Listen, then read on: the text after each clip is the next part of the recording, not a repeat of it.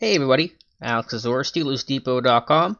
Starting our stream, trying to do a weekly Monday stream throughout the off season, somewhere around this time, 7:30 p.m. Eastern Time, to do some film review, answer any Steelers questions you guys have.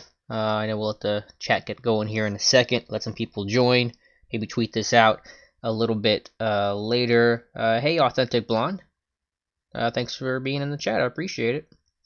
Appreciate you stopping by. If you guys have any Steelers questions, anything you'd like to look at, we don't have the All 22 yet from the Ravens game, which might be a good thing considering how ugly it was. We can go back and look at anything you guys want me to view. Hopefully we have some of the technical issues straightened out. I tested the stream earlier and things looked okay, so fingers crossed for that. Hey Grant. Hey Ollie Howard. Appreciate you guys being here. Might tweet this out a little bit later too, but I want to get people in the chat. Make sure everything's working okay.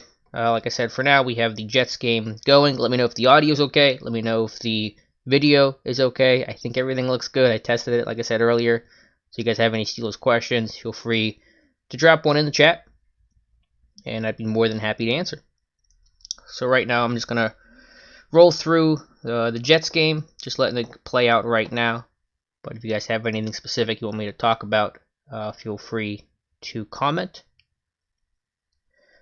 Ollie Howard, species 5618, says, how much did Johnson get double teamed during and after the Bills game? Well, I can put on the Bills game. And we can kind of roll. Well, actually, you said after the Bills game, I guess. So I'll let this thing roll. I'll go to the Steelers some snaps here with the ball in their possession. I don't know the answer off the top of my head. I wouldn't say a lot, but there may have been some situational kind of bracket coverage. But I'll play some through, and then I'll roll through some questions. I'll get back to you, though, Ali, as we kind of roll through some clips here. Authentic Blonde, yes. I think worst comes to worst, they're going to franchise tag him. I know Dave Bryant has talked about how he thinks that's kind of almost a necessity to be able to retain him. I still think there's an avenue to just getting a deal done and out of the way before free agency, but I think the tag is certainly an option. So as expensive as that would be, it's like $16 million and would be a massive cap hit for a 1 year kind of thing with a team that doesn't have a lot of cap space. It's hard to really see them letting Dupree walk after being so patient with him, investing so much in him, giving him so many opportunities, and then not being able to retain him. Steelers do a great job of keeping their own and the guys that play well. Grant says, assuming we re-sign Bud Dupree, dangerous assumption, fair enough. Where do you go with the second round pick this year? What position? It's hard to say. I mean, when you're picking at 50, you never know what the class strength is going to be, who's all on the board. I mean, my first thought would be, nose tackle, because if you're re-signing Dupree, you're almost certainly not bringing back Javon Hargrave. But it could be a safety, it could be an athletic tight end. You'd love to get that Darius Green type of tight end, that vertical threat. It's just going to depend. It's really hard to project. It's going to be based on other free agency decisions, who they retain, who they lose. So it's just simply too far out to really try to answer that concretely, even with my own opinion here on December 30th. Ali says the Bills double Johnson. Well, we can put on the Bills game. Got no problem with that. And we'll see how true that is. I didn't get a great sense and feel that they did. Especially with how much they blitzed. It's kind of hard to double when they're blitzing as much as they were in that game. But I can kind of roll through some clips here. Hey Eric, appreciate you stopping by. Appreciate everybody being here in the chat. If you have a question, feel free to drop one in the comments. I'd be more than happy to answer. Grant's asking about tight ends I like so far in this class. Honestly, I couldn't answer. The season just ended. I don't get to do much draft work and prep during the regular season. My head is so focused on the Steelers in the NFL that I really don't even watch a ton of college football. A little, obviously, for big games and stuff like that. But my Saturdays are days where I'm trying to, do life stuff, run errands, so I don't get to watch a ton during the year. But now that the season's over, we're going to start hitting that pretty heavy. Tentatively going to go to the Senior Bowl. Not 100% confirmed, so we'll have to get my credentials approved. That's just a process that takes some time. But yeah, when I know some names, I'll let you know. With somebody that can be an athletic seam threat, middle of the field threat, that would be ideal, obviously. Mark Brophy says, which 2 or 3 players signed for 2020 may become a cap casualty? Actually, we have an article on that on Steelers Depot from Dave Bryan that outlines 4 players that may be cap casualties: Ramon Foster, Vance McDonald, Mark Barron, and Anthony Chickolo. I think Chickolo's got to be gone. I mean, I just don't know what the justification would be. You got to free up that money to re-sign Dupree. I guess if they lose Dupree, they don't want to lose Chickolo, but I mean, Chickolo cannot be your starter in 2020. Your backup at best, and just not worth the money at that point. Foster, I think the more the season's gone on, the worse it's looked. Maybe we can actually pull up some clips from the Jets game here about Ramon Foster, and I've always been a Ramon Foster fan. Love his story. UDFA, kind of just a self-made guy, but the season hasn't ended well. I think you kick Filer from right tackle to left guard, and then a core 4 or Banner, but more likely a core 4 becomes your starting right tackle, and that's how you kind of plug that hole. Try to go through some run plays here with Foster, see if we see anything. And then McDonald, I'm not as sure, maybe as Dave is, but obviously he struggled mightily this year, just didn't look healthy. And Barron, why I think that's still a possibility. I think it's a coin flip right now because he did play better at the end of the year, not yesterday, but the couple weeks prior to week 17. So if you have to cut him to keep Dupree, you do it, but I don't think it's the near certainty that I thought it was after the first 6 weeks of the season. Mike Cantwell, what's the Steelers' biggest need? Again, it's going to depend on free agency, who they retain, who could they possibly bring in, but outside linebacker, D-tackle, safety depth, a dime roll there, tight end, all positions that certainly are going to need to be addressed in some form or fashion. Ali Olobi, appreciate it. Appreciate you stopping by. Mike Cantwell, what do you think is in play for 50th pick? Again, it's just too hard to project right now. I wish I had a good answer for you, but it's just going to depend on the strength of the class, who's there. We're in uncharted territory with the Steelers not having a first-round pick. I mean, the last time they didn't pick in the first round was 1967. So I was not alive for that. I imagine most people in the chat were not alive for that. So it's going to be just kind of different territory for sure to see how the Steelers conduct things. Yeah, I think UG3 can roll into that Fort type of role. I think that was kind of the comp I had for him coming out. I think he played well in special teams, looked good in camp, so I think that's possible. Yeah, if they cut Barron, I'm not going to cry about it, but I just recognize he had been playing better, and they liked him for a reason. Obviously, they played him a lot this year, so I just don't want to assume that he's gone just because the herd mentality said after a month that he was going to be gone. Hurd and Barzy, Alex, do we need a number 1 wide receiver, or do you believe we have one on the roster? I'm pretty happy with the receiver group right now. I think obviously there's a good chance they add to it. But when you have Juju, what Deontay did this year, what James Washington did this year, I'm pretty happy with that group. Obviously, Juju was disappointment, but he's going to bounce back, be healthy with Ben next year. You have Deion Kane coming back, Holton for special teams. You'll add somebody, low-level free agent, day 3 draft pick, but I'm not saying receiver has to be this major need at the top of the class. I don't think it's at that level. Ben coming back is going to cure a lot of things.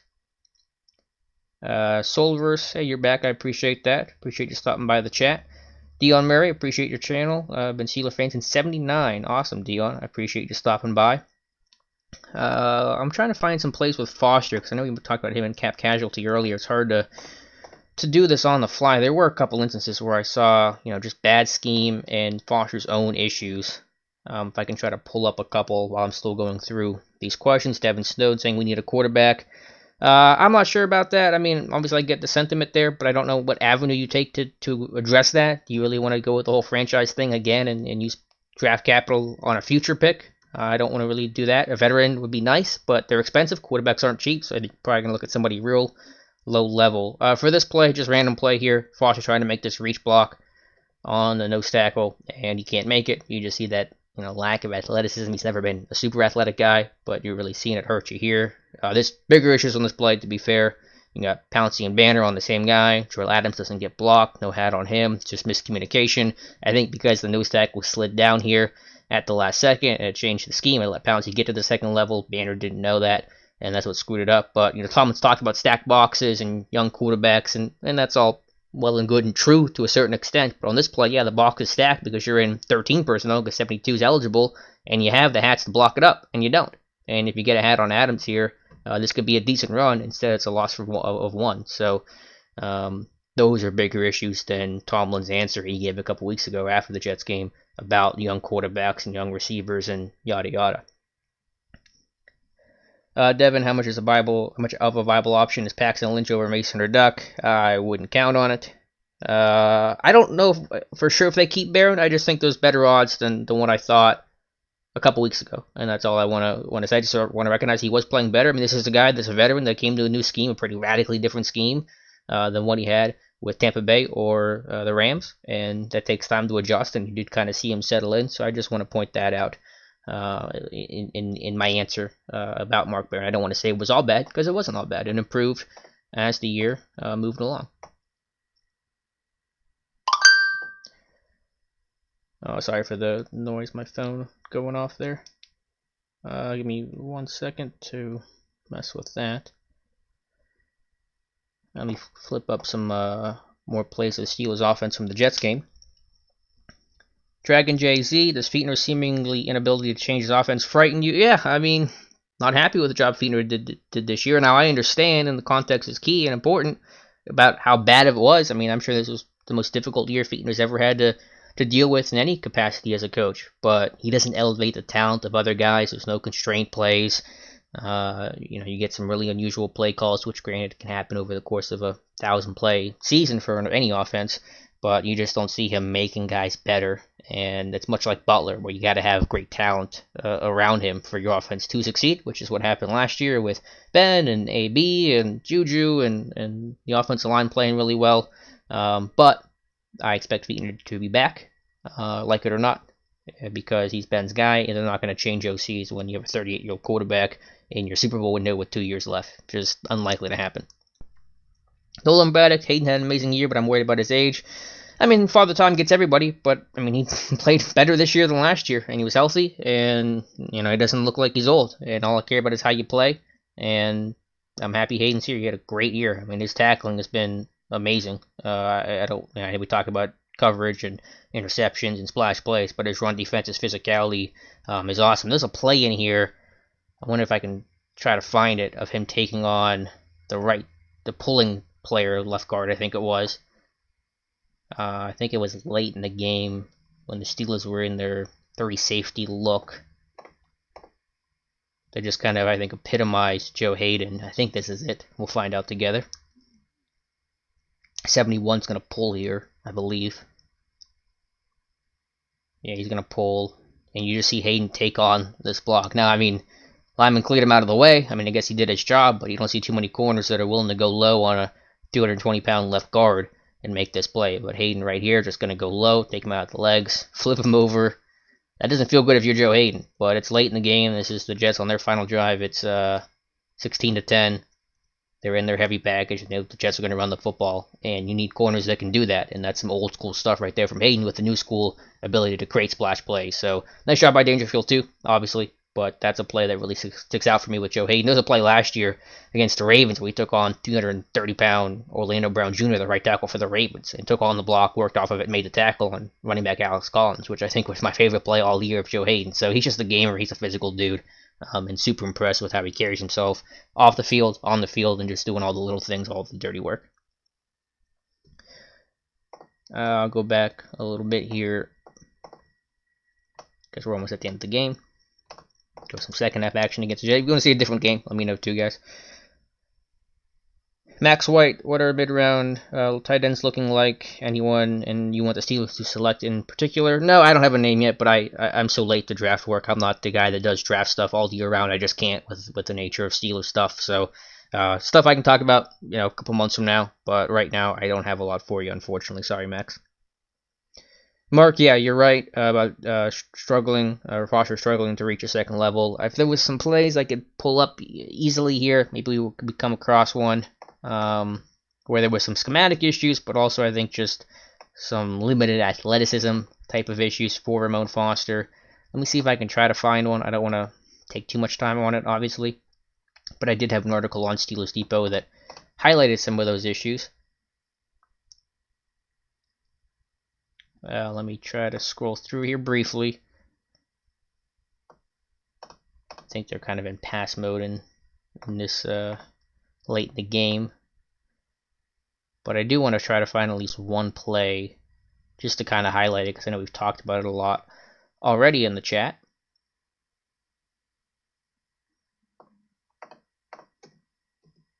See if we can find one. I'll answer some more questions. Ollie says, I thought Devin Bush really stepped up when it came to guarding tight ends in the beginning of the season. Yeah, he improved. I mean, the beginning of the year was tough. You saw the Seattle game. That was a disaster for him, kind of a welcome to the NFL type moment. So, I mean, you saw improvement as the year went on, and that's all you're looking for from Bush. So, not perfect, obviously, but better. And as you said, that's the improvement you want to see. You need to see, really.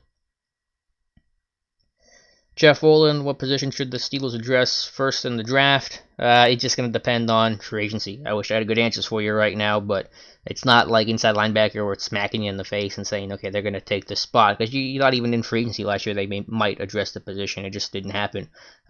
So it's hard to say right now. Maybe, after free agency we'll get more clarity. It's going to be based on some trends and who they show interest in and all that stuff too. So it's just hard to give you a clear-cut answer. If I gave an answer right now, it would change, a month from now and a month after that. So what's the point? Here's a play from Ramon Foster. Tough assignment here, linebacker. Looks like he's going to blitz the A gap. And Foster's just not athletic enough to be able to reach him and make this play in space. It's well blocked on the front side here with Gareth White. It's a tough play for Foster, I get that. But if you're David DeCastro, you probably make this block. Just not athletic enough. Misses. And then it's, I think, Copeland here, or Burgess. I believe that's Copeland. Ends up making the tackle. So, on the front side here, things were blocked up well. You get a nice down block here. You get the pull-in guard by DeCastro, this little G lead play. I mean, this thing's blocked. You got down blocks. You got leverage. If Foster's able to make that block, you got a big alley for White, who's a burner behind DeCastro with one-on-one with Adams. I mean, Adams probably makes a tackle because he's a great safety, but it's a really positive run. Instead, linebacker in the hole makes a tackle, and this one goes for whatever it went for. Not many yards, 2 yards instead. So look at it from the aerial view. But those are some of the issues with Foster that I think have become more pronounced as he gets up there in age. Mark says, what are my thoughts on Mason Rudolph pre and post concussion? Yeah, I think he was making strides. Obviously, he ended the season well with the Jets game. I'll let this thing play and we see some Rudolph here. But I want to go through the tape with a fine-tooth comb to really get a better evaluation and really gather my thoughts on both guys because it was such a roller coaster year for Rudolph and Duck Hodges. What was Munch's duties as run coordinator? Do you think that was part of the problem? Yeah, he was basically the run game coordinator, and so he was responsible for the run game, essentially. And do I think that was part of the problem in the sense of the run game suffering because Surratt took over in that role? There were just schematic problems across the board in pass pro and in the run game. So I think it's fair to say yes. I wouldn't be as nervous about the situation had it not been for the last 3 weeks of the year, Buffalo, the Jets, and the Ravens game, where things just seem to fall apart. And I don't know really what the reason is for that, but things really suffered. They were running the ball well with young quarterbacks against Arizona and Cincy, and they had that stretch where they had, I think, 3 straight games of 120-plus yards, the first time they've done that in 5 years. Granted, against worse defense, like Cincinnati and Arizona, they were playing tougher teams, and the Bills and the Jets had the number one run defense and all that. But still, they were just schematic issues in these final 3, and that's really concerning because they just came up out of nowhere. They weren't addressed, and it got progressively worse. And teams just did the same thing over and over again, and it didn't get better. And you see it here. Look at the first Duck Hodges interception against the Jets, where they're bringing inside linebacker DB pressure, and it forces a hurried throw, and Hodges doesn't see the away side linebacker dropping here, and he gets picked off. That's the stuff that were repeated, and it didn't get corrected, and Baltimore did it, and the Jets did it, and Buffalo started it. You're going to see Jamal Adams come up here as the inside linebacker takes Samuels, and Hodges goes right to Basham, who's dropping as the away side backer. He's going to drop, linebacker's going to blitz, he's going to drop out, Adams is going to blitz. Actually, the linebacker came here, but these things weren't picked up, and that's a big concern going forward with Sean Surratt. Mark Davison with out Nick, did that change a lot with the Steelers 2019 season? I mean, it affected them some, but I'm not going to blame all the issues on Rosie Nix. I mean, even last year, the dude played, 15% of the snaps offensively? I mean, you probably would use him more this year with a young quarterback and trying to really focus in on the run game, but I'm not going to. The issues go far deeper than some of that stuff, which I think is a little too surface level. So it was an issue. Obviously, you want to get him back healthy, but that's lower. That may be 5th on my list of reasons why the Steelers run game struggled. Hey Blake, appreciate you stopping by the chat. Mutagino, appreciate you being here. Steelers had 0 300-yard passes this season. Yep, it was Bad offensively in a lot of categories. First time they didn't score 28 points in a game since 1971. They averaged 12.4 offensive points per game over their last 8. First time they didn't have a 500-yard rusher since Don Shai in 1967. They finished the year scoring only 10 points in 3 straight games. That hasn't happened since 1957. They didn't score a touchdown in an opening drive this year. The only offense in football not to do that. I mean, the list goes on and on. You probably don't want to hear me talk about it because it was that bad. And yeah, it was just bad. You don't need much analysis there.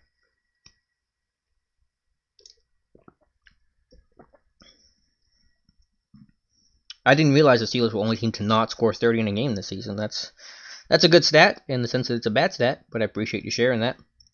Nick Mark, Washington really had a breakout season. Yeah, I was happy with it. I mean, it was obviously inconsistent when you have bad quarterback play and very inconsistent quarterback play and a focus on running the football. Your vertical threats generally going to be feast or famine. But I was really impressed and encouraged by the strides James Washington took. Because even the first month of this season were pretty quiet, and you started really getting concerned about, okay, is this guy ever going to produce? And you saw him produce. So yeah, I was happy with the job that James Washington did in 2019. So reverse 6, if we were to trade to it, would he still hit our cap? Yes, he would. It'd be more expensive to trade or cut to it this year than to keep him. So it does not help your cap space. It hurts your cap situation. And to it, again, I get what people say about the injuries and all that, but you're losing Hargrave, and to it was the best defender before getting hurt. I mean, and on a really good defense. He wasn't like a David DeCastro who was your best player on a bad offense. To it was the best player on an elite defense. So I have no interest in doing anything with Stephon Tuitt other than welcoming him back with open arms with him healthy in 2020. Joe Sill trade up for Trevor Lawrence 2021. Well, we'll tackle that in 2021, but don't count on it. Verdon Barzy for Barron looked like he reverted back to his normal self yesterday. Yeah, he was bad yesterday. The whole defense was bad yesterday, though. So it's not just him. For Foster, I agree he's done. Again, I don't want to say for sure he's gone, but getting more likely by the day the more I think about it, and the more we've watched him play to close out the season. You guys are talking about Trevor Lawrence. Yeah, just trying to find the capital to do it. I like Trevor Lawrence, but good luck trying to get up in the top 5 range. JJ Walker, who would be the option at linebacker if Barron is cut? Go in-house with UG3. I think that's a pretty obvious transition. Devin Bush would become an every down type of role. Still have Vince Williams, and you could draft somebody. You could bring in a low level free agent. Tyler Matakevich, by the way, is a free agent at the end of the at the start of the offseason. So hopefully you bring him back for special teams. But I do want to point that out. But you could cut Barron and you can make it work. Bush will climb into that role in his second year. Really kind of be the guy. Vince is still there. UG3 will grow with that sophomore leap. He was, I think, pretty impressive before going down with that back injury. So you have some options. Faceless man, Hodges' big issue is he's late on passes. Yeah, I mean, Hodges has a lot of issues. I think it really starts with pocket presence. I'm trying to think if I can find a play. There was a throw to the right side he had here. I think I showed this last time, so maybe I won't show it again. But I think for him it starts with pocket presence, just showing composure and command in the pocket. That was a recurring issue for him. I mean, the Steelers quarterbacks ran themselves into 1 million sacks this year. I mean, they gave up 24 sacks over the last 8 games, and I think the quarterbacks were responsible for probably about half of that, which is pretty bad. But point taken. We need to cut Edmonds, Barron, Foster, and Switzer. Switzer probably get carried to camp. Barron, Foster, like we talked about, are cap casualty candidates. And Edmonds, he's not getting cut unless you're talking Trey, but he's probably not getting cut either. I imagine you're talking about younger brother Terrell. Just in, do you think the wide receiver position will be addressed in free agency or just through the draft? Maybe. It's just going to depend on who's out there. I mean, what the cap situation is, what the cost of the market's going to be. So that could be a low-level free agent. It could be a day 3 draft pick. Neither would surprise me. It could even be both. I mean, I'm not going to limit myself to either or. If the right guy's out there and you find someone in the draft that you really like, you're not probably going to pass him up just because you signed a real low-level free agent. That's not going to stop you. So could be both. Again, you have Juju, Washington, and Deontay Johnson as locks. And then in the camp, you'll have Deon Cain, who I think flashed, though quiet towards the end. Johnny Holton for special teams. Switzer will probably be there, like it or not, but obviously very much outside looking in. And then free agent, undrafted free agent, a draft pick. You get the idea.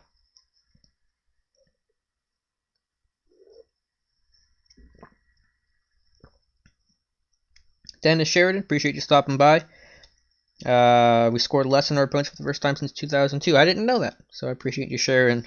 Another depressing stat, but yeah, that is bad. It's the fewest points they've scored in the season since '98, but there's a stat too. The last time that they had more points against than points for apparently was 2002. Hill, I don't think in 2021 the Seagulls will be the only team who needs a quarterback. Half the league always needs a quarterback, so the Seagulls will not be alone in that. Ross McCorkle, appreciate you stopping by. Tight end position has been the safety blanket throughout almost all of Ben's career. Getting the tight end position involved in the middle shallow portion of the field was really missing. Personnel or scheme? Both. But the tight ends didn't really do anything to deserve it. Vance didn't look good. They were poor blockers. Vanette is a low ceiling type player. So they really didn't warrant those looks. And obviously Vance had a couple of availability issues as well. Although, it's to be fair, he played in 14 games and played about 200 snaps more than he did last year. He played in 15 games. So Vance played a lot this year, which maybe hurt him because they want a limited snap count, but in a year where your tight end position was in flux so much, really had to play him, and that probably wore him down more than he would have liked. So a little bit of both, but the tight ends really did not play well, and it was just hard to justify getting them involved. The O-line under threat concerns me. Yeah, I have some concerns too. Biggest need offensively. They're going to address it, and they may be the first offensive position addressed in the draft. That's possible, where you're going to see interior line play, maybe a tackle.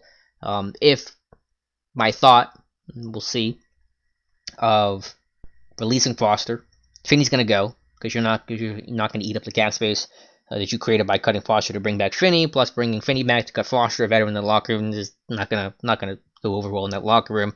So Fowler gets moved from right tackle to left guard. You have a Corafor and Banner battle it out at right tackle.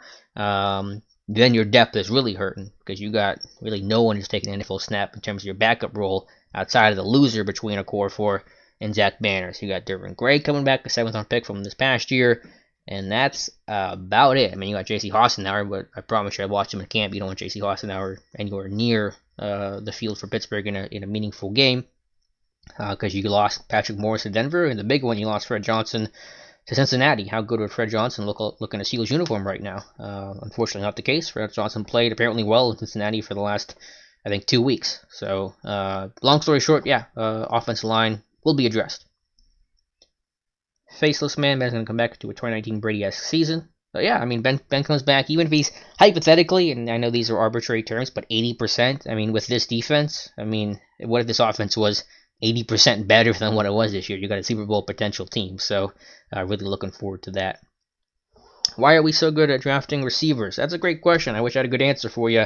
I think just overall, they're a good drafting organization. I mean, they have their misses, and I know people will get in the chat about Artie Burns and Jarvis Jones and all that, but every team's going to have their misses. But there's just consistency and continuity, and everyone kind of knows what to expect.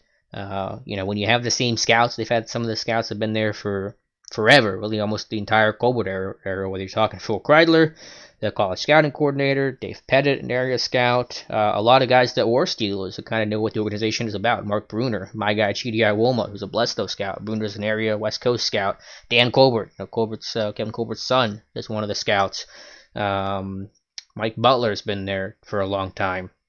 I'm trying to think of some other names that I'm missing right now. But there's continuity with the scouting department, so you kind of know what a Steeler is, what they look like on tape, and that helps. And then obviously when your head coach and your GM have been together since 2007, your GM has been here since 2000, you have a good process. You don't have to worry about getting to know guys and figuring out your process and how to streamline this thing. You're already streamlined because you've been doing it for every year. So now it's just about evaluating the guys and focusing on the player.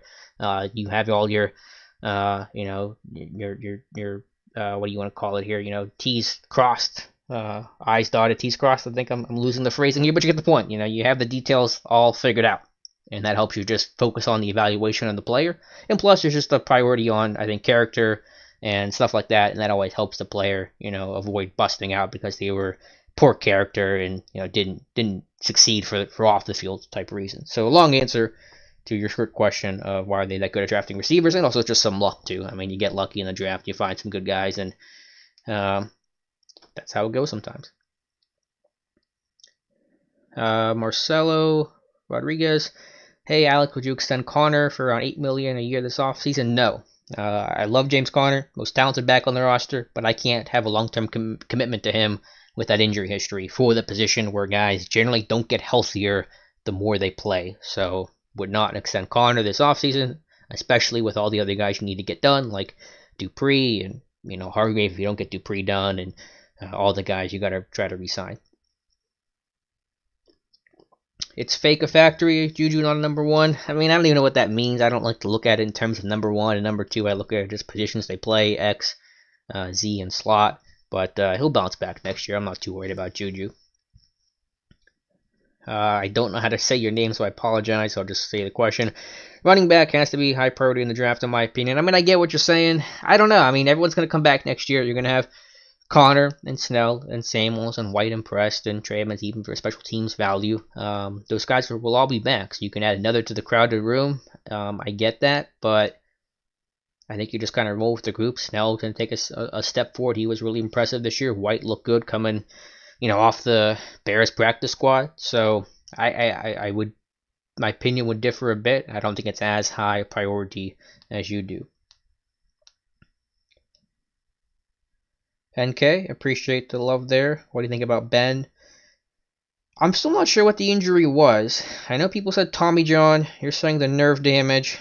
I'm not really sure what it was. I know he's made progress in his rehab. Like I think I said this last stream, he shed his bionic arm he was wearing on that injured right elbow / arm. So it's hard to know. No one knows. This is new for Ben. First time he's ever suffered a season-ending injury of this extent, and this major of a surgery. And now he's doing it at 37, 38 years old to his throwing arm, on all that stuff. So no one really knows, but the prognosis continues to be encouraging. The rehab seems to be going well from the little reports we have. You saw Mort come out and say about the doubts about Ben playing, and then he backtracked that really quickly. So that would indicate that someone got in his ear from Ben's camp saying, well, we expect to be back. I think we're all systems go here. So no one knows till you know. So the dude starts throwing again, and you get a feel for how that arm is. I get the concern, but all the reports have been positive so far. So happy about that. Better than the alternative. JJ Walker, do you think tight end will be our first pick? Possibly. Let's see what happens with the room. Vanette's going to be a free agent. Vance's situation seems murky, unfortunately. So possibly. But I will say, rookie tight ends rarely produce their rookie year. It's a tough transition. Got to learn how to block. You got to be in a 3-point stance. These college guys, they don't do that. They're glorified receivers. So it's hard to get an impact from those guys in year one. So just something to keep in mind if they take a tight end relatively early, which is certainly possible. What about drafting a running back or wide receiver who's a great return man early in the draft? Sure, that always helps. Ability to wear multiple hats is never a bad thing, and this return game could help. But obviously, you got Deontay Johnson in the punt return game. Gareth White looks to have something there in kick return game, but if someone else can add to that and have that skill set for a young guy trying to make a roster, make an impact, injury happens, never a bad thing. Eric McDay, can I say that Boz only missed 2 kicks all season? You can, and I was trying to not praise him too much only because I didn't want to jinx it or be accused of the jinx and put the curse on him, so we can finally say Chris Boswell officially a great year, tied the fewest missed kicks in football all season. One of the best bounce back seasons ever from a kicker. So kudos to him, and we can officially celebrate that and not jinx him.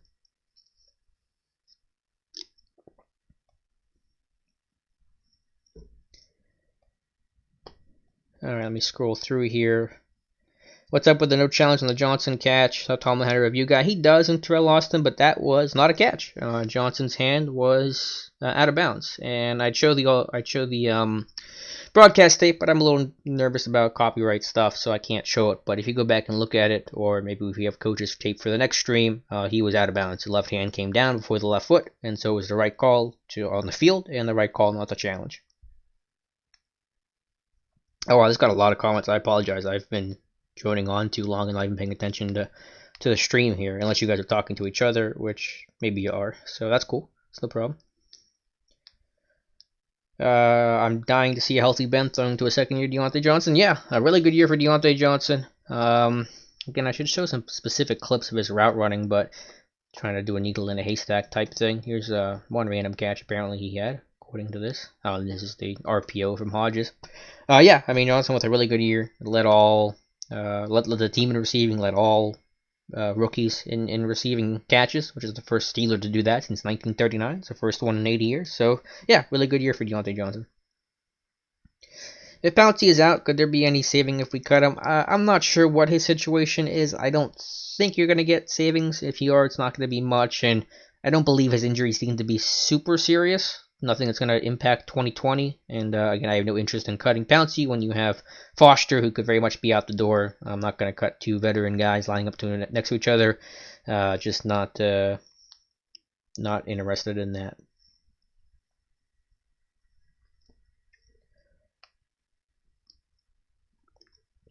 Snowman.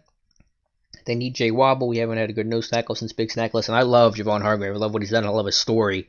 But there's just a business aspect to this where it's Dupree versus Hargrave, and the team's probably going to go with Dupree because he's more valuable, because he plays at a premier position and he plays more snaps. So we love to have Hargrave back, but can't keep everybody, unfortunately, and that's just one of those things where it looks unlikely. Here's pick by Hodges. Feetner talking about how Hodges really should hit Juju here, probably for a touchdown. So while Juju struggled, some poor quarterback play certainly impacts those numbers too, and a chance for Juju to have a walk-in touchdown here on third down. Instead, Hodges stays locked onto that first read to Samuels on the flag route, and he gets picked by Marcus May. So pointing that out as we're kind of scrolling through things. Do the chat here for a little bit longer, and then probably going to call it a day. Hey Joel, I appreciate you stopping by.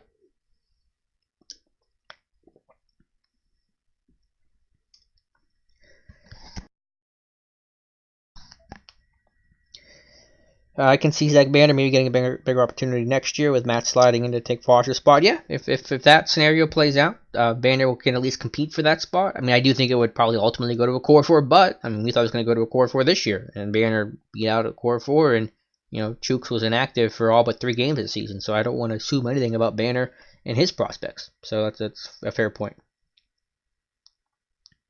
It will be, yeah. It's going to be either Banner or core 4 if that scenario plays out where Filer shifts to left guard. Thank you, Jeff. I appreciate you for the shout. Yeah, if you want to like it, that's fine. If not, I mean, I'm just more focused on talking to you guys, talking Steelers. The likes doesn't mean a whole lot to me. That's what I tell myself, at least. It's Fake Factory. Do you think Jordan Berry's done? It was about as bad of a month stretch as possible for Jordan Berry. I think he had a 2-year deal signed, so he'll be brought back. I mean, maybe you could add some competition, but I do want to remember, at least recognize that prior to the Cardinals game, he was having historically good year. I'm not actually sure what his numbers finished at. He might have still had his best career average ever, because he did average, I think, 48.8 yards per punt against Baltimore, as bad as things actually looked when you watched the game. But the net, I have to look at those numbers. I think he'll be back in camp at least, because they had competition, sure. But he probably will be back, especially if he's under contract for 2020, which I believe, I'm almost positive he is. He signed a 2-year deal last year. Can we draft Pouncey replacement? Yeah, they're going to draft some linemen. I mean, I don't know if it's going to be the de facto Pouncey replacement, but potentially. His contract runs through 2021, so still some time. But they're gonna see some new faces in that offensive line room for sure. Come camp. Dick Mark says, "I know that is a long ways away, but I can't wait to be in Latrobe for camp this year." Yeah, I mean, camp's the highlight for me. The cameras are probably gonna be in Latrobe this year. I think it's almost guaranteed that the Pittsburgh Steelers will be on Hard Knocks this off season, during training camp, I guess I should say.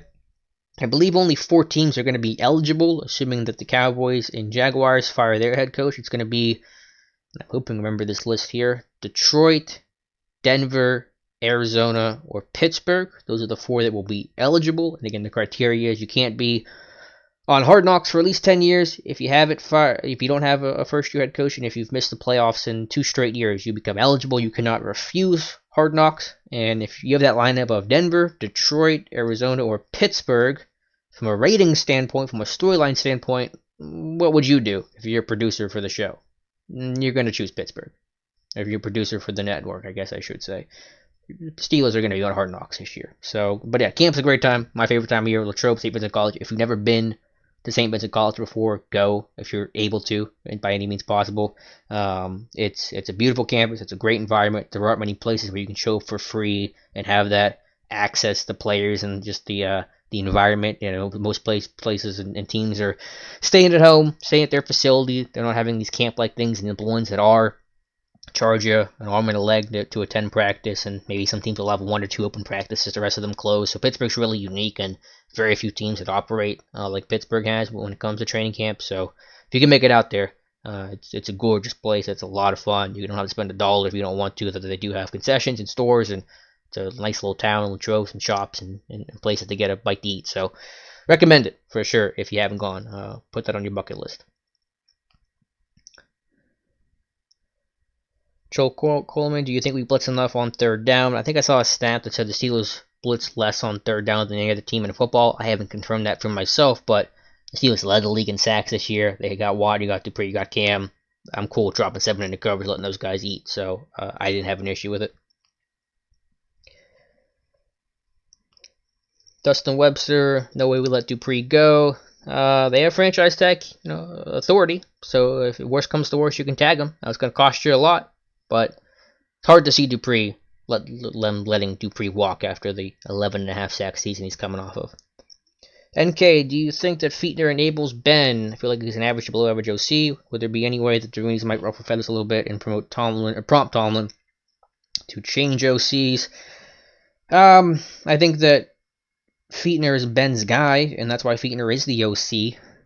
I don't know if that is the definition of enabling him or not. I mean, Ben gets to run his show, but most Hall of Fame quarterbacks at 38 get to run the show. Excuse me. So I don't know if that answers your question or not. I don't think they're making a change, though. To your point, you're not going to change OCs with Ben with a 2-year window essentially to win this thing. Because what if your OC doesn't work well with the offense and it just isn't a good fit? Then you're wasting very precious time you can't get back. So if Ben was 30, yeah, you probably make a change at OC, but not now. Just how it's going to be, in all likelihood. If I'm wrong, I'll be the first to admit it, and I won't be mad about it.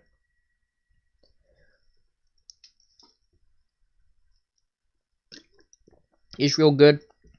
Juju had a bad year because of not having Ben, or maybe Juju was a third receiver. I don't know if that's a question, but I would put it more on his own injury issues and poor quarterback play rather than Juju just not being talented enough. Oh, Dennis, that's an interesting point. I'm curious, why don't you think they're going to get rid of Hargrave? I mean, do you think they're going to re-sign Dupree? And if so, how do you think they can swing both Dupree and Hargrave? That feels like a pipe dream to me, but I'm interested to hear your comments. Trevor Gornall, maybe Pouncey should have put in some practice snaps while the DB said the joke machine. Yeah, I don't know what was up with the snaps issue. I don't understand why the Steelers downplayed the issue so much, because it was a pretty big issue. But, yeah, weird one there. Didn't help the offense. Couldn't even snap the ball this year, and that kind of sums up how bad this offense was. Joel, I appreciate you watching. Appreciate you stopping by. When we know if the Steelers will get a third. The comp picks get announced, I think, in league meetings in March, maybe, but they're going to get a third. The comp formulas, we've learned more and more about the comp formula. Nick Corte over the Cap has done a great job of explaining that stuff. So the Steelers are going to get a third round comp pick for Le'Veon Bell. No question about it. And then, yeah, there you go, March. I think, yeah, league meetings is, I think, the time that they do that. Mark Brophy, what's your opinion on the outside linebacker hitting RG3 on the read option? Lots of whining from the Charm City. I understand if you're a Ravens player or fan, you're mad about that. You don't want your quarterback getting hurt, but I have no problem with what the Steelers did. That's called a mesh charge. It's an idea that's been used against Greg Roman-led offenses before Roman, the OC for Baltimore. That happened with them in San Francisco and Kaepernick. I'll do an article, maybe even a tape review on that idea a little later in the week. But interesting idea. Sure didn't work, though. They ran all over Pittsburgh, so ultimately didn't work and just angered RG3 and company. Snowman saying to you, Happy New Year's. Dustin, I don't know what tight end they're going to take. Too early for that, but they probably will take one. Almost certainly will take one. Yeah, I saw AB calling Juju, whenever he said Boo-Boo Schuster. Well, I think AB said that Juju had under 500 yards this year, which A is just false. He had 552, so he had more than that, and that's still like 500 yards more than what AB had this year, so I'm not sure what AB's trying to do there, but, who knows what AB's ever trying to do. It's a Fake Factory. Thank you so much. I appreciate that. I appreciate you stopping by. Does Finney look like a good starting guard center? I think Dave says it well. Probably better guard than center, but he's also probably going to be in a different uniform come 2020. I don't see the path for him coming back. Even if you release Foster, if you re-sign Finney, you're just reusing that cap space. And the fact that Finney didn't start against the Rams when Foster was out kind of speaks to their lack of confidence in him in all situations. So they won't say it, but you can read the tea leaves there. I'm not expecting BJ Finney to be a Steeler in 2020 unless he wants to sign for super cheap. which I'm fine with, but I don't expect it.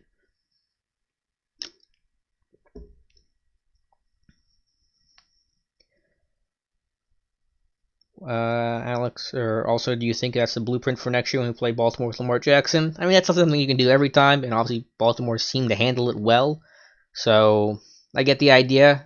For that mesh charge was only used in certain situations, so it's not a catch-all type of thing. But it can be a strategy, and I think there's something there to it. Again, not the first time teams have approached running quarterbacks that way. Offense wore Barry's leg out this year. I mean, that's a good point. I mean, yeah, Barry did punt a whole lot this year. I'm not sure what the final numbers were. The season did end poorly, though. But, I mean, there are things like the fake punt miscommunication, dropping that snap against Baltimore yesterday that nothing to do with your leg and everything to do with problems you never want to encounter. I can't wait to see Danny Smith. They better keep Danny Smith for Hard Knocks, and I want to hear Danny Smith mic'd up. I mean, you can already hear him if you're there, but I want to hear him mic'd up because that'd be a lot of fun. I think that's going to be an angle that they attack because it's so obvious. Let's mic up the really loud coach who chews 20 watts of bubblegum. Of course you're going to mic that guy up. Yes, no man, Latrobe is great, and I've been really lucky to be there for the last 4 or 5 years straight. A lot of fun, except when it rains. It's a little less fun when it rains, but still a great time. Jeff Wollenheims can be the next wide receivers coach. I don't know how they're going to address the position. That's a good question. I mean, right now you got Ray Sherman, who wasn't really supposed to be as a full-time thing, and Blaine Stewart promoted in that position, a former receiver himself. So I'll be curious to see what they do in that room, but probably not Hines. But we'll see. 98671X. Does Keith Butler get an extension? Yeah, he's probably going to come back. I'd be pretty surprised if they let him go after the defensive dominance they showed this year, which I don't think is all on Butler. It's mostly on the players, but not going to rock the boat when your defense played this well. Uninspired, no problem. Glad you made it. Appreciate it.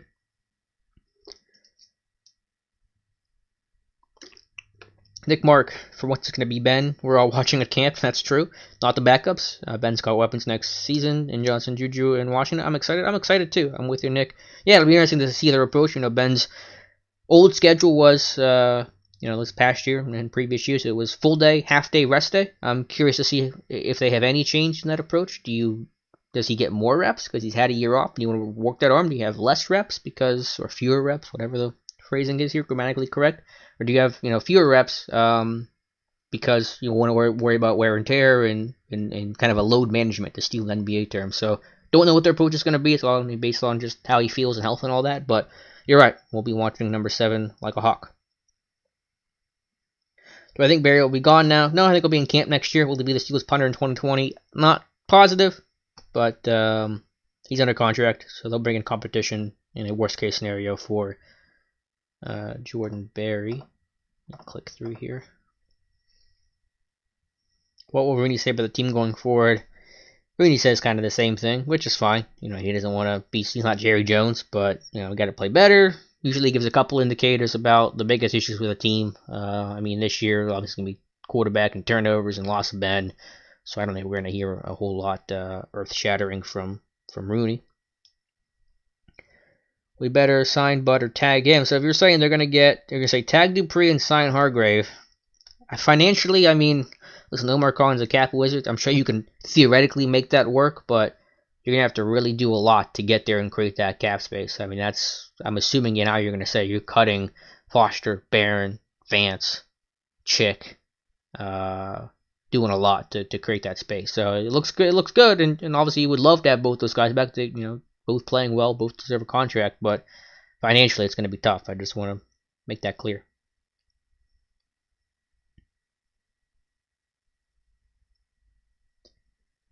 Yeah, I think Hargrave's just going to be too expensive. I think he'll cost $10 to $12 million. Dupree's going to cost $17 million as a floor, $16 million to tag. In a first-year cap hit, those numbers are going to be lowered in all likelihood, but with the Steelers not having much cap space to begin with, they're at $5.5 million right now. I believe they can get that up by making some cuts and restructures and stuff. They can get it to maybe $10 or $15 million in cap space, but when you factor in draft picks and practice squad and having a rainy day fund, I like to have about $2-3 million for the start of each year. It's really tough at that point. Muted Genome. We'll go to about 8:25 here. Actually, we'll go to 8:30 because that'll be a full hour and that'll work out well. So 10 more minutes.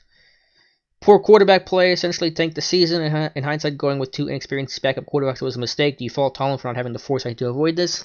No, I mean, you don't go into a season saying, well, what happens when we're on our fourth string quarterback? I mean, that's just not a scenario any team can deal with. Obviously, you wanted Mason to be the backup. You wanted him to try to win the job, so you could let him have that role. And if there was an injury, he would be press into action. You would see what you have in Rudolph. You had to play Rudolph at some point. I mean, you couldn't just have him sit on the bench forever. Then Ben retires. Rudolph's never taken a meaningful snap, and you're saying, well, what do we do?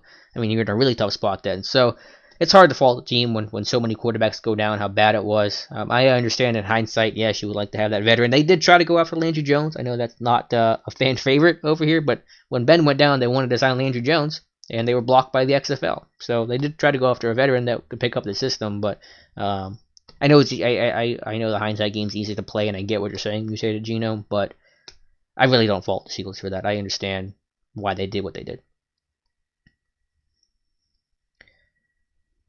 Alex, if you saw Finney on draft night, no, I did see him. I mean, I'm not okay with letting go. I know he's a Steelers fan. I know he was crying. I mean, when he told his family he was going to sign with the Steelers. I mean, they're all Steelers, nation over there. So I get that. It's not that I want to see Finney go because I think he's a bad player or doesn't deserve to be a Steeler or anything like that. I mean, he's a talented player, and credit to him for being in this position. But it's just a business thing. I mean, you can't make your decisions with your heart. You got to make decisions with your wallet most of the time. So, if you're gonna cut Foster and then just use that cap space you've created by cutting Foster to bring Finney back, doesn't make a whole lot of sense from that aspect. And again, this team didn't start Finney against the Rams. They shifted Filer to left guard and had a core 4 player right tackle. Not a lot of confidence that says about Finney. So I'm just saying from a what is likely to happen standpoint, Finney's probably playing somewhere else. NK, yeah, I try to get out of camp right away to just go write my report, but I'm always there, so you want to say hi at practice. I have no problem with that. I appreciate the kind words. Do you think Ben Beck will do good next year? Yeah, I think they'll be better. I mean, offense should be much improved. With this defense, it's going to stay mostly intact. Yeah, expectations will be high. Solarverse 6, I plan on going to Latrobe for training camp. Any tips or advice? If you're going for autographs, you want to get there really early. I always forget what time they open, but there's a fence line right where the players come out in the main facility where you want to get there early, so you're at the top of the fence line if you want autographs. Players usually sign after practice. Maybe you'll stop really quickly before practice, but they got to get down on the field and get ready and stretched out and all that stuff. So after practice, you'll be waiting a while, so bring water. Watch the weather forecast, have stuff for if it rains and all that, get some snacks and some food you're allowed to bring in. They have no problem with that there. So get there early. My best advice if you want autographs, so you can be on that fence line and be right there for some autographs. If you're watching for practice, you can be a little bit later, go in the bleachers, because those don't fill up quite as fast. Though on the weekends, they can fill up pretty quickly, especially for shade. Shade is not a big help at training camp if you're in some wrong spots. So get some, sunscreen or have a hat or something, because you can get sunburned out there on a sunny day. Yeah, snowmen get there early. Yeah, get to training camp practice early, especially on the weekends. You're probably better to go on a weekday if you can. I know you probably have to work, but less people on a weekday. Yeah, Ben will be fine. I know you're joking about that, Joel, but he had a big beard, he had a big heavy coat on. I'm sure he's put on some weight because he's been unable to work and exercise, but he's going to be fine. Give me 1 second, actually, I got to do one thing really quickly.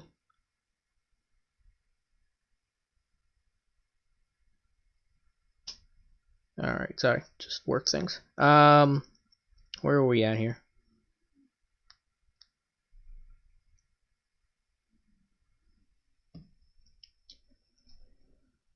I'm losing my place here. How can a new CBA help keep Bud and Hargrave? I don't think it's going to have any impact because a new CBA won't be agreed upon prior to the offseason. It's not going to be done for next year, until next year, so no effect there.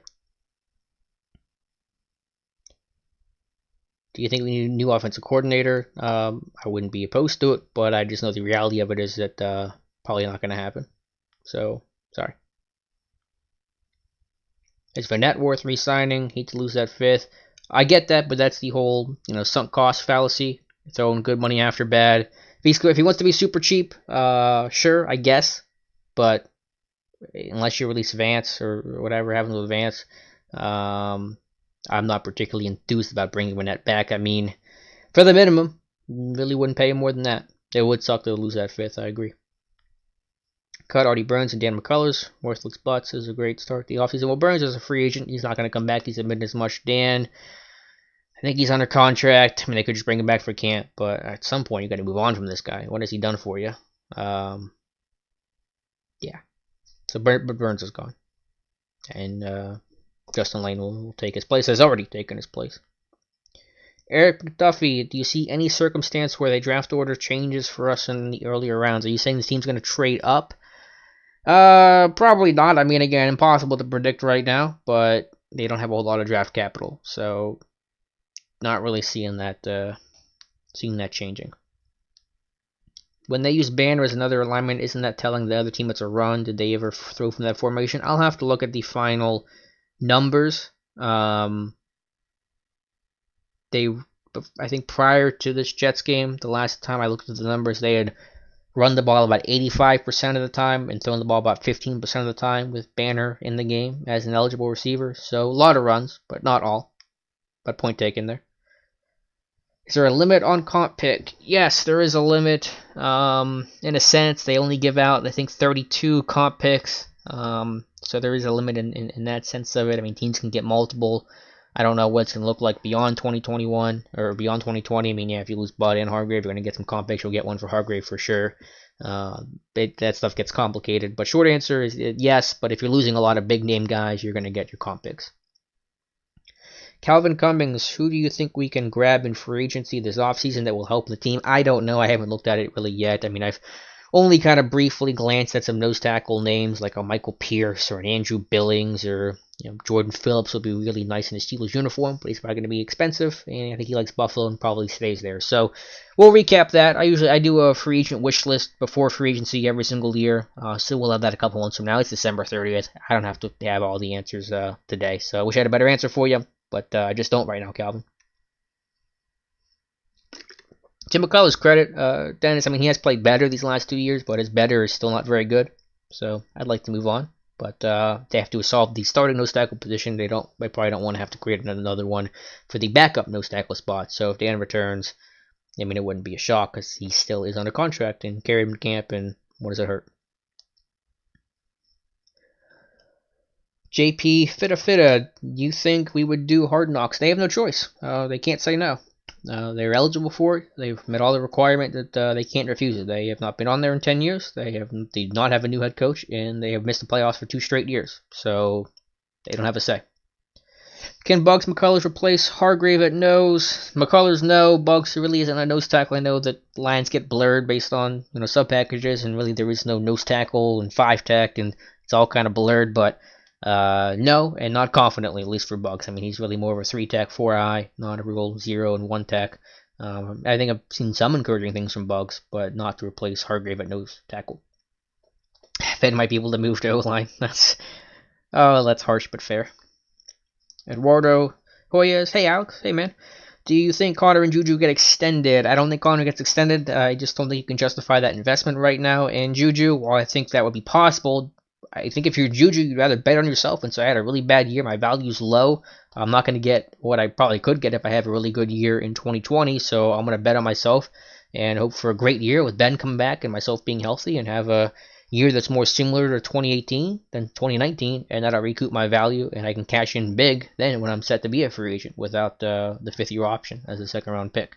So that would be my plan if I was Juju. He's got money. He's got his sponsorship. He's got his ads. I mean, the dude's not hurting for cash. He's not on a rookie contract and a rookie contract only. So if I was Juju, I'm just waiting it out and hoping to rebuild my value in 2020. That'd be the smart thing to do.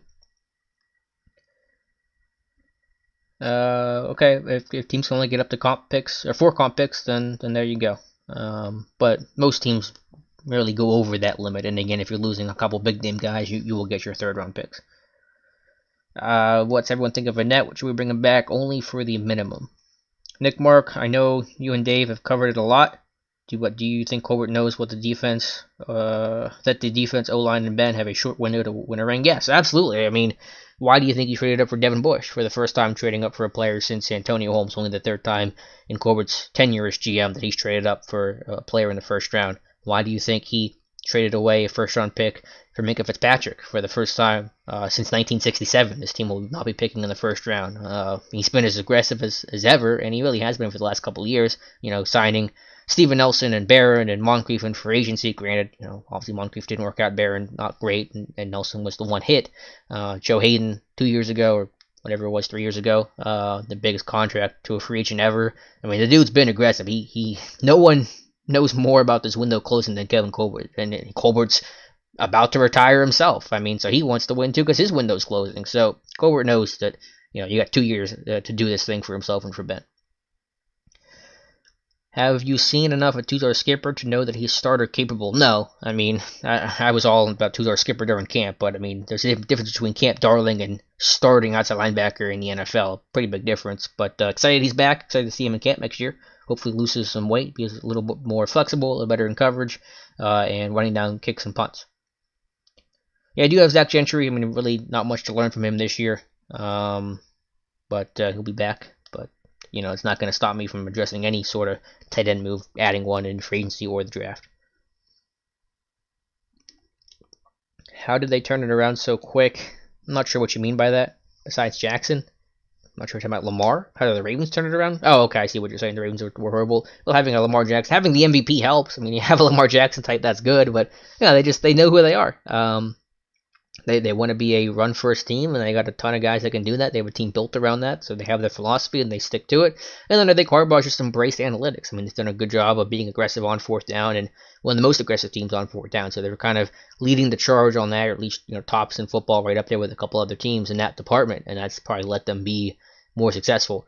And then plus they've had continuity with, again, GMs. I know that Newsom retired, and DaCosta, I think it just took over, but in-house stuff and guys that have been groomed for a while. So continuity helps. Having the MVP helps, and having a philosophy and sticking to it certainly helps. Do a couple more, then we're going to get out of here. Do you think that teams like Baltimore and San Fran and the rushing attacks have been able to exploit defenses having to move towards stopping the pass game? Yes. I think the NFL is cyclical, as teams have gone smaller to defend the pass game. Some teams have countered with that by going heavy with the run game. So I think absolutely. And then you'll see teams start getting bigger. The college game is a small ball game, and so NFL teams are countering that by going big and daring defenses to try to have a good run defense and play, teams that are in sub-package. Nick Steelers are in sub-package about 70% of the time. If you can run the ball and pack things in, probably have the advantage. Steeler for life, I appreciate that, man. All right, a couple more here, and then I gotta get out of here because I got some stuff to do work-wise. Yes, I think Harbaugh was sticking it to Pittsburgh late in the game, probably just because they could, and also for hitting RG3 that much. No love lost there. M. Kaiser, what's up? Hey, man, I appreciate it. Do you think next year's O-line will be Al, Filer, Pouncey, DD, Chooks, free draft pick? Yeah, if I had to guess today, I think that's how it would go. Villanueva, Filer, Pouncey to Castro, and then let's assume a core four with some draft picks in there, Banner, Gray, whatever combination it is. That's my guess. We'll see if that's true. Been wrong before, but that is my guess. Would I re-sign Jesse? Yes, I would. I have that trusty guy, Ben coming back. Yes, I think he's got to get cut if you're Detroit. I mean, you paid him $6 million per year, and he caught 20 passes this year. So I'd be pretty surprised if they kept him, and I'd be for re-signing him for the right price, of course, $3 million per year maybe. But yeah, I'm not opposed to that. Mutation, appreciate it.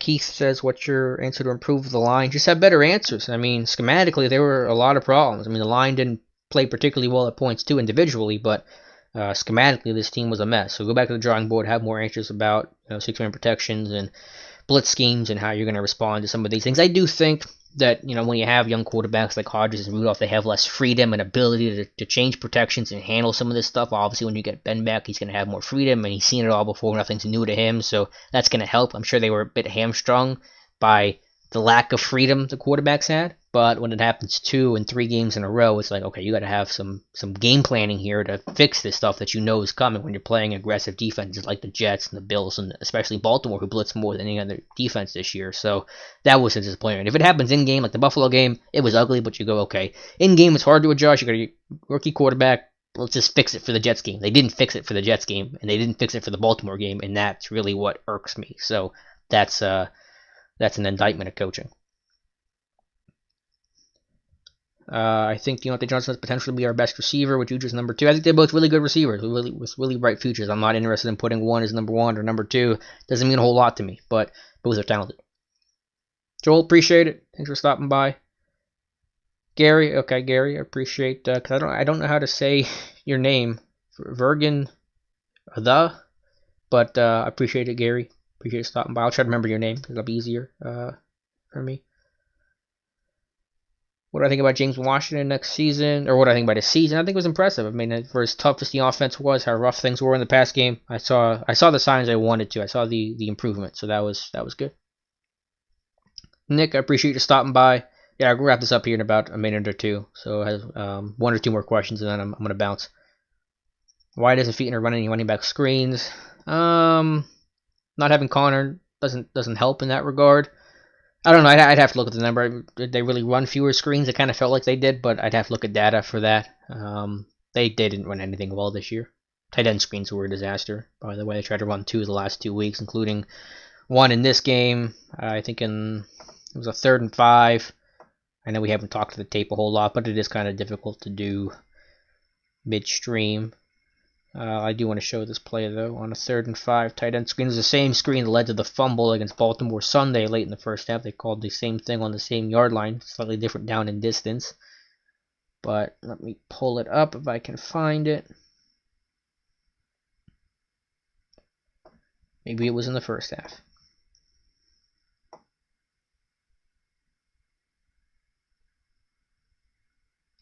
Pretty sure it was a 3rd and 5.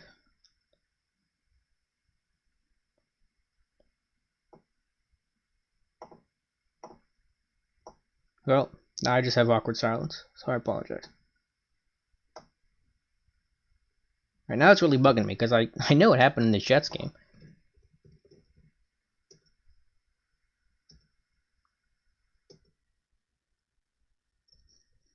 I'm trying to think if it was a sack.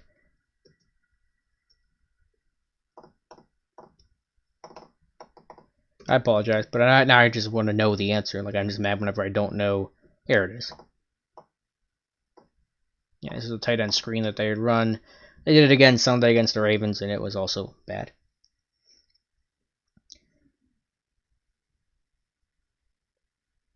Vergeny. I'll probably mispronounce it. I'm probably mispronouncing it now, so I apologize. Sorry for making you miss the Pens game. It's 3-2. It's about in the second period here, so at least the Pens are winning. Who are the 3 quarterbacks on the roster next season? I'm not sure. Ben, Rudolph, and we'll take it from there. Eduardo, I appreciate you stopping by. Do you think we block too well as a team to pull off screenplays? No. I think if you block well, you can block on screenplays. Yeah, Dennis, I think the lag things were just Game Pass related. They were just because I think it was Monday Night Football, and it was just being laggy for that. I haven't had any issues, so an issue that was easily solved, and those are the best.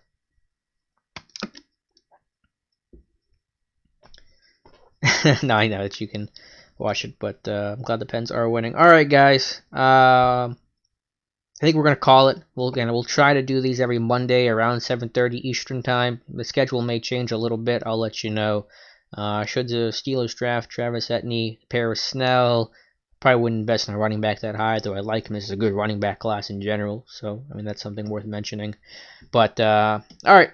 Appreciate you guys stopping by. Again, be sure to subscribe if you like. Thank you guys so much. Be sure to follow the website, SteelersDepot.com. A lot of off-season content coming for you. I have an article tomorrow on the awards for the season I would hand out to the Steelers players, MVP and Defensive Player of the Year, and best comeback story and biggest disappointment and all that stuff.